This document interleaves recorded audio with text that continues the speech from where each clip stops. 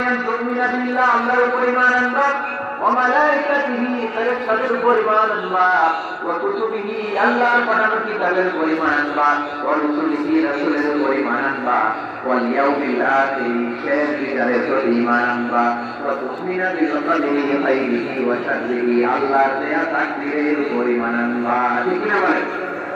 তাহলে এই ছয়টা মৌলিক বিষয়ের উপর বিশ্বাসকে বলে ঈমান।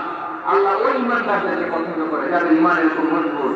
আল্লাহ বললেন ওয়াল মুমিনিনা ওয়াল মুমিনাতি, ঈমানদার পুরুষ এবং নারীরা আমার কাছে বড় প্রিয়। তাহলে আমার প্রিয় ভাইরা, ইসলাম যদি বুঝেছেন সারেন্ডার, ঈমান মানে হচ্ছে বিশ্বাস, বিশ্বাসের স্বীকৃতি।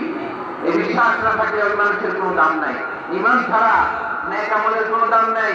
ঈমান হলো সংখ্যার মতো, নেক আমল হলো শূন্যের মতো। বুঝে থাকে উত্তর দেন, ঈমান কিসের মতো? কথা বলে না, বুঝে নাই বোধহয়। ঈমান কিসের মতো?